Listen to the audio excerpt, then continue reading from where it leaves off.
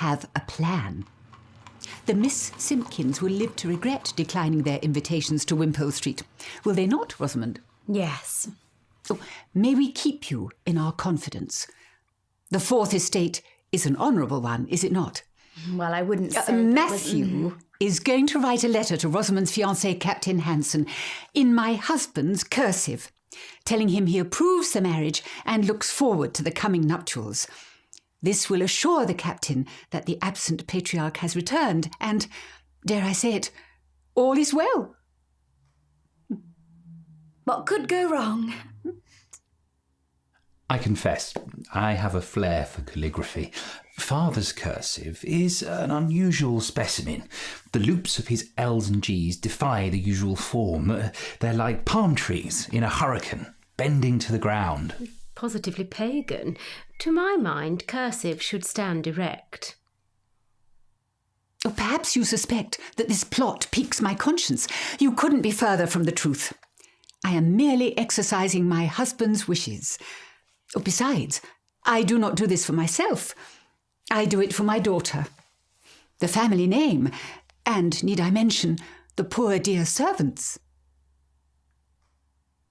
I've been saying goodbye to my favourite rooms, so I may carry the memories with me when I'm imprisoned in the workhouse. Oh, Lord. Goodbye, parlour. Farewell, kitchen. Stella, I must take my leave. Can I just... No. No. No one's putting me in the workhouse, make no mistake. Who says I want to stay in this place anyway?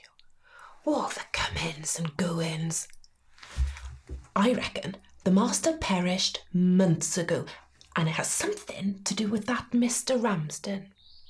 Ask Miss Rosamond if you don't believe me. You are right. Chaos brews. It is my suspicion that father's colleague, Mr. Ramsden, was murdered by angry industrialists against child labour laws. So irked were they by the Education Act, which which of course father and Mr. Ramsden penned, that they went on a rampage.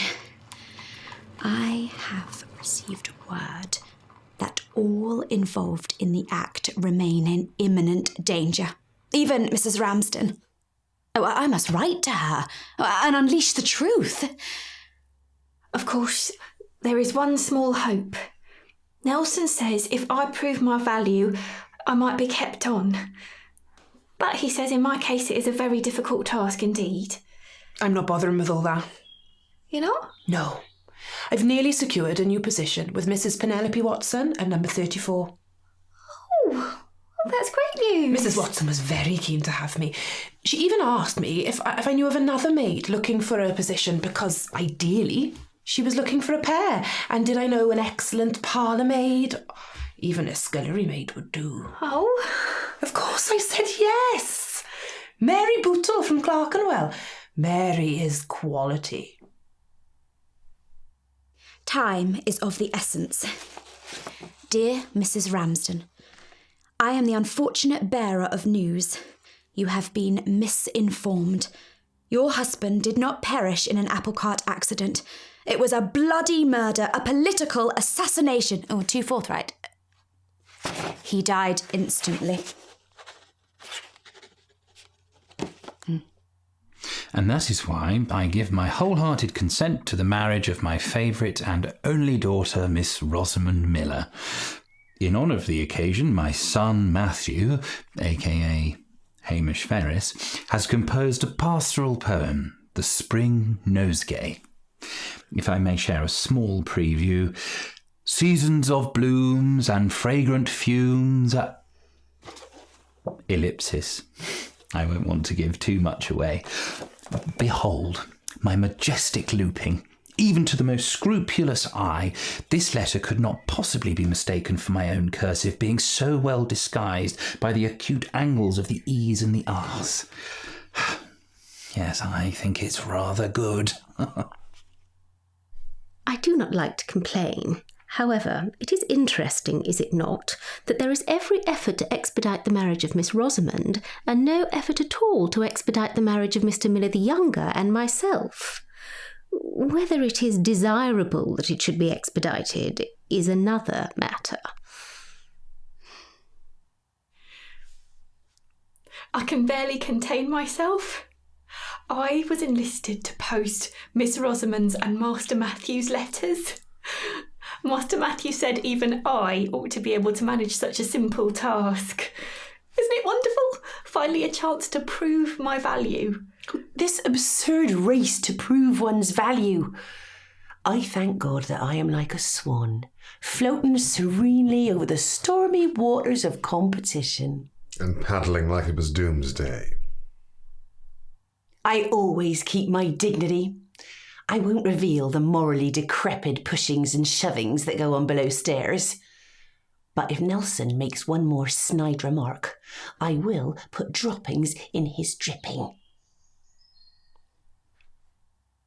Of course, when Master Matthew told me he had penned some of his best poetry in the letter, I could not resist opening the envelope.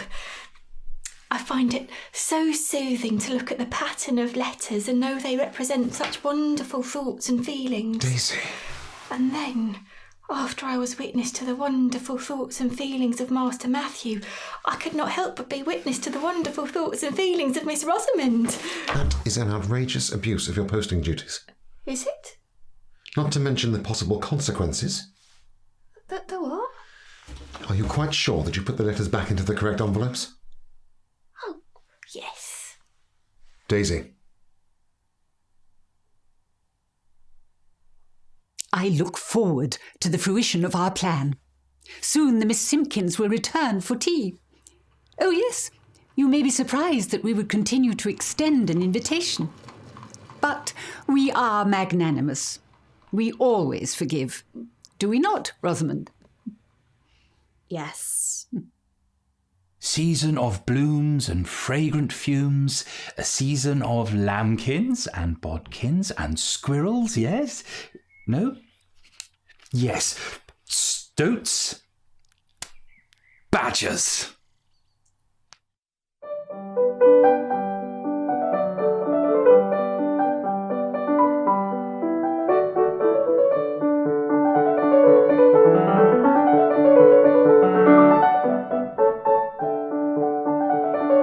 I'm trying to think of someone else because Mary would have been perfect. Oh, she couldn't do it? No, she's got another position apparently.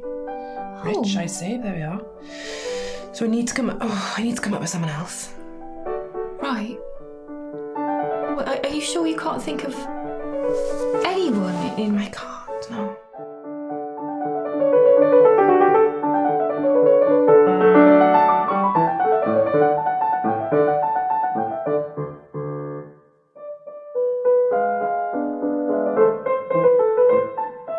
Daisy, do you realise the severity of the situation?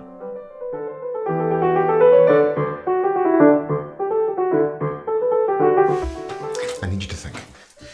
Can you be certain that Miss Miller's letter went into Miss Miller's envelope? Yes.